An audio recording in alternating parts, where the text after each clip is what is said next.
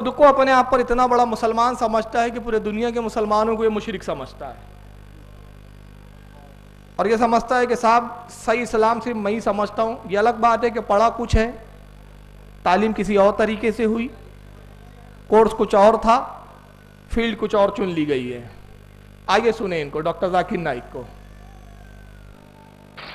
मज़ार को पूजना गलत है, हराम है। मैं जानता हूं कि कई मुसलमान अनजाने में इल्म की कमजोरी की वजह से वो मज़ार पे जाते हैं, और मेरा ये कहना है कि बहुत सा कल्चर जो है, ये कल्चर हमारे जिंदगी में आ जाता है, और हमारे बाप दादा पहले कहीं ना कहीं हिंदू तो होंगे, तो हमारे बाप दादा जाते थे मंदिर, तो अभी जा रहे हैं मज़ार में। आस्ते आस्ते तब्दीली आ रही। मज़ार को पूजना गलत। जाकिर नाइक पहला इल्ज़ाम लगा रहा है कि मज़ार को पूजना गलत है। मैं पूछना ये चाहता हूँ जाकिर नाइक और उनके हम नवाब से, मज़ार को पूजता कौन है ये पहले बताएं। मज़ार को पूजता कौन है? पूजना और होता है, चूमना और होता है। चूमने को पूजना कैसे कहा जा सकता है? ये एक अलग बात है कि पूजने के भी ताल्लुक से हमारे यहाँ उलमा कराम की दो राय हैं, दो आरा है, दो तबके हैं हमारे यहाँ। एक उलमा का तबका चूमने को भी मना करता है, एहतरामन वो कहता है कि मज़ार पे जाओ तो 4 हाथ दूर खड़े रहो, और एक तबका जो है वो चूमने की इजाज़त देता है कि अकीदत में चूम सकते हैं इस अंदाज में कि जिसमें सज्दे जैसी कैफियत ना हो, चादर को चूम ले, चौखट को चूम ले, इजाज़त देता है वो। उलमा के दरमियान चूमने को लेकर इख्तलाफ है, मगर किसी भी आलिम ने आज तक मज़ार पूजना नहीं कहा उसको। ये पहले दुनिया के स्कॉलर है जो इस्लामी स्कॉलर कहलाते हैं, इनको पूजना और चूमने में फ़र्क नहीं मालूम अभी तक। और ये पूरी दुनिया को इन्होंने, जितने लोग, एक मेजॉरिटी में 80% हजरात जो मज़ार पर जाते हैं उनको मज़ार का पुजारी बोल के उन्होंने शिर्क का इल्ज़ाम लगा दिया उन पर, और मुशरिक डिक्लेयर कर दिया माज़अल्लाह। फिर कहा मैं जानता हूँ कि लोग कम इल्मी की बिना पर, यानी इस दावे में पता है कि ये अपने आप को सबसे बड़ा अल्लामा समझ रहे हैं, जो मज़ार पर जाते हैं वो तो कम इल्म है, ये जो है ये सबसे ज़्यादा बड़े आलिम है। तो कहते हैं मैं जानता हूँ कि लोग कम इल्मी की बिना पर इस तरह करते हैं और कल्चर जो है वो मिल जाते हैं। पहले हमारे बाप दादा जाते थे मंदिर, अब जा रहे हैं मज़ार। इस जाहिल शख्स को यह भी पता नहीं कि मज़ार और मंदिर में कितना बड़ा फ़र्क है। मज़ार और मंदिर में बुत होता है, यहाँ अल्लाह का वली होता है। वली को बुत से तशबीह देना, वली को बुत की तरह बताना, मैं कहता हूं कि खुद अपने आप में कुफ्र से कम नहीं है। एक अल्लाह का महबूब है और एक अल्लाह का दुश्मन है। एक जगह अल्लाह की रहमतों का मरकज है, एक जगह अल्लाह की रहमतों से महरूम है। दोनों जगहों में भी फर्क, दोनों की इस्तिलाहें अलग अलग, दोनों की हैसियतें अलग अलग। मगर जाकिर नाइक इतने बड़े स्कॉलर है कि इन्हें मंदिर और मज़ार में कोई फ़र्क नज़र नहीं आता, माज़अल्लाह। और ये असल में वजह क्या है? जिसकी ये तकलीद करते हैं, तकलीद किसकी करते हैं? ये कहते हैं बाज़ाहिर कि हम गैर मुकल्लिद है, हम अहले हदीस है, हम सिर्फ हदीस को फॉलो करते हैं, मगर ये लफ्ज़ बोलने के लिए होता है। दर हकीकत ये अब्दुल वहाब नजदी के पैरोकार हैं, क्योंकि रुए ज़मीन पर पहला अब्दुल वहाब नजदी वो शख्स है जिसने कहा कि रसूलुल्लाह के रोज़े को देखना बुत को देखने की तरह है। किताब तौहीद में इब्न अब्दुल वहाब नजदी ने यह बात लिखी। तो यहां से वाज़ेह हो गया कि नजरिया, उसने भी कहा था नबी का रोज़ा, नबी की मज़ार बुत है, और जाकिर नाइक भी कह रहा है कि मज़ार और बुत एक ही तरह है। पहले बाप दादा जाते थे मंदिर, अब जा रहे हैं मज़ार। अब उन्होंने शिरकत इल्ज़ाम लगा दिया, मगर आइए गैबदा नबी ने 1400 साल पहले बता दिया कि जो लोगों पे शिरक का इल्ज़ाम लगाएंगा वो खुद पक्का मुशरिक होगा। आइए हदीस दिखाता हूं मैं, यह है तफसीर इब्न कसीर, इन्हीं के मुसल्लम आलिम की लिखी हुई है। इब्न कसीर, अल्लामा इब्न कसीर, जिनको ये बहुत ज़्यादा मानते हैं, अहले हदीस हो चाहे उलमा देवबंद हो। इब्न कसीर की जिल्द नंबर 2 है, सफ़ा नंबर 245, सूरह एराफ आयत 175 की तफसीर में इब्न कसीर ने एक हदीस लिखी। पूरी सनद उन्होंने बयान की इब्न कसीर ने। आयत करीमा यह है, वतलु अलैहिम नबअल्लज़ी आतैनहु आयातिना फंसलखा मिनहा। इस आयत की तफसीर में, जो सूरह एराफ आयत 175 है, इसकी तफसीर में इब्न कसीर कहते हैं कि अन्ना हुज़ैफ़ता यानी इब्नुल यमान, कहते हज़रत हुज़ैफ़ा रज़ियल्लाहु ताला अन्हु से रिवायत है, जो जिन्हें इब्नुल यमान भी कहा जाता है। हज़रत हुज़ैफ़ा के बारे में मैं एक तारुफ देना चाहता हूँ कि ये रसूलुल्लाह के एक बड़े जलील व क़द्र सहाबी है।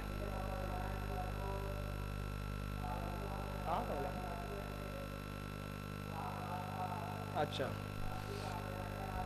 तो इब्ने हुज़ैफ़ा एक ऐसे सहाबी है जिनको अल्लाह के नबी सल्लल्लाहु अलैहि वसल्लम ने मुनाफिकीन के नाम बता दिए थे कि कौन कौन मुनाफिक है। अब ये सब मुनाफिकों के नाम जानते थे, मगर कुछ हिकमतों की बिना पर इन्होंने मुनाफिकों के नाम को जाहिर नहीं किया था। हज़रत उमर रज़ियल्लाहु ताला अन्हु के इस दौरे खिलाफत में जब किसी शख्स का इंतकाल होता है, रिवायतों में आता है कि जनाजा लाया जाता था और दस्तूर ये था कि हज़रत फ़ारूक आज़म अमरुल मोमिन जो है वक्त का वही नमाज जनाजा पढ़ाएगा।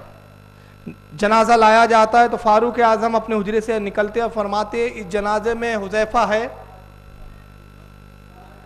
लोग कहते हैं तो आप आते नमाज पढ़ाते, और कहा जाता हुज़ैफ़ा नहीं है तो आप फरमाते मैं जनाजा नहीं पढ़ाऊंगा कि अंदेशा ये मुनाफिक ना हो।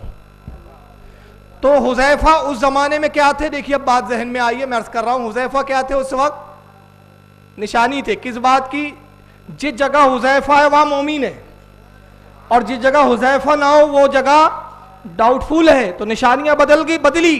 फारूक आज़म के ज़माने में पहचान मुनाफिक और मोमिन की हुज़ैफ़ा थे। जहां हुज़ैफ़ा है वहां ईमान है, जहां हुज़ैफ़ा नहीं वहां निफाक का अंदेशा मौजूद है। निफाक हो सकता है, मुनाफिकत हो सकती है। हज़रत अली का दौर आया खिलाफत, दौरे खिलाफत, खारजी फ़िरका निकला, राबदी फ़िरका निकला, निशानी मौला कायनात हुए। जहां अली है वहां हक है, और जहां अली नहीं वहां पर हक नहीं। दौर बदला, इमाम आज़म निशानी बने, दौर बदला, हज़रत इमाम अबुल हसन अशरी निशानी बने, हज़रत इमाम मातुरिदी बने, निशानी बदलती गई। मुजद्दिद अल-अफ़सानी निशानी बने, शाह अब्दुल अजीज़ निशानी बने। अब हमारा ज़माना आया तो निशानी आला हज़रत फ़ाज़िल बरेलवी है। अब जहां आला हज़रत है हम समझ लेते हैं कि यहाँ ईमान है, और जहां आला हज़रत नहीं है समझ में आ जाता डाउट है। तो निशानियां हर ज़माने में बदली है।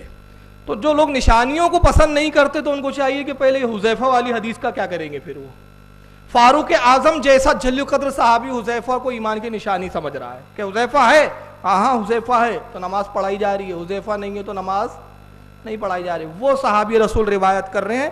चुनांचे इब्न कसीर कहते हैं अन हुज़ैफ़ा यानी इब्नुल यमान रज़ियल्लाहु अन्हु हद्दसहु काल, वो हदीस बयान करते हुए कहते हैं काला रसूलुल्लाह सल्लल्लाहु अलैहि वसल्लम के अल्लाह के रसूल सल्लल्लाहु अलैहि वसल्लम ने इरशाद फरमाया इन्ना मिम्मा तखव्वाफु अलैकुम रजूलुन क़रअल कुरान। वो कहते हैं कि अल्लाह के रसूल ने इरशाद फरमाया मुझे अपनी उम्मत में उस शख्स का खौफ है, उस शख्स के बारे में मैं खौफ करता हूँ कि जो कुरान की तिलावत खूब करेगा। अल्लाह के रसूल फरमा रहे हैं कि मुझे अपनी उम्मत में उस शख्स का खौफ है, मैं अपनी उम्मत पर उस शख्स का खौफ रखता हूँ कि जो कुरान की तिलावत खूब करेगा, हत्ता इज़ा रवियत बहजतु अलई, और कुरान की तिलावत की रौनक, कुरान की बरकतें उसके चेहरे से जाहिर होने लगेंगी। चेहरे से जाहिर होगा कि बहुत बड़ा कारी कुरान है, कुरान का बहुत बड़ा जानने वाला है, कुरान का बहुत बड़ा आलिम है।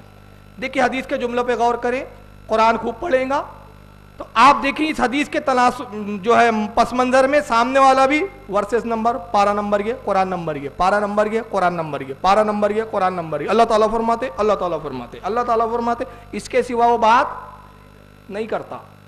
और अल्लाह के रसूल 14 साल पहले ऐसे एक शख्स के बारे में, ऐसे लोगों के बारे में बता रहे हैं, हत्ता इज़ा रवियत बहजतु अलैहि, कुरान की रौनक उसके चेहरे से जाहिर होंगी, वकाना रिदाउल इस्लाम, और वो फिर इस्लाम की चादर को भी ओढ़ लेगा, इस्लाम की भी चादर पहन लेगा। इतारहु इला माशाअल्लाहु सलखा मिन्ह, मगर अल्लाह की मर्जी कुछ और है उस शख्स के बारे में। तो सरकार कहते हैं कि अल्लाह जब चाहेगा, जहां चाहेगा उसको फेर देगा। कुरान वो शख्स खूब पढ़ेगा, इस्लाम की चादर वो शख्स ओढ़ेगा, इस्लाम का लिबादा ओढ़ लेगा, मगर अल्लाह रब्बुल इज़्ज़त का इरादा गालिब आएगा, और गालिब आएगा कि अल्लाह जहां चाहेगा उसको फेर देगा। व नवाज़हु वरा ज़हरी, और फिर वो अचानक इस्लाम की चादर को अपने पश्चे पुष्ट डाल देगा, पीठ के पीछे फेंक देगा। फिर आगे सरकार फरमाते वसाला जारी बिसैफ, और फिर वो अचानक तलवार निकालेगा, वो शख्स अपने पड़ोसी पर तलवार निकाल लेगा और अपने पड़ोसी को कहेगा वह रमाहु बिशिर्क, और अपने पड़ोसी पर शिर्क की तोहमत बांधेगा। देख रहे हैं आप वही सब मंजर। कुरान खूब पढ़ेगा, चादर इस्लाम की ओढ़ेगा, और अल्लाह के रसूल कह रहे हैं अल्लाह उसको फिर अचानक गुमराह करेगा, और ऐसा गुमराह होगा कि इस्लाम की चादर को अपने पीठ के पीछे फेंक देगा, अपने पड़ोसी मुसलमान पर तलवार निकालेगा और उस मुसलमान पड़ोसी पर शिर्क की तोहमत लगाएगा, कहेगा तुम मुशरिक है। काला कुल तो या नबी अल्लाह अय्युहुमा औला बिश्शिर्क। हजरत हुज़ैफा कहते हैं कि मैंने नबी करीम सल्लल्लाहु अलैहि वसल्लम से अर्ज किया, अल्लाह के नबी, शिर्क का हकदार कौन होगा, शिर्क के करीब कौन होगा, या वो शिर्क के करीब कौन होगा, अल मरमी अवर रमी, जो शिर्क मुशरिक कह रहा है वो, या जिसको मुशरिक की तोहमत लगाई जा रही है वो। समझ में आ रही है बात? जो मुशरिक कह रहा है वो मुशरिक होगा, या जिसको कहा जा रहा है वो। यानी हदीस को आसान समझ ले, जिस शख्स की हम बात कर रहे हैं वो कह रहा है कि लोग जाते हैं मजार, पहले जाते थे बाप दादा मंदिर, यानी उसने शिर्क की तोहमत लगाई। तब पूछा जा रहा है या रसूलुल्लाह, डॉक्टर जाकिर नाइक मुशरिक होंगे या सुन्नी मुशरिक होंगे?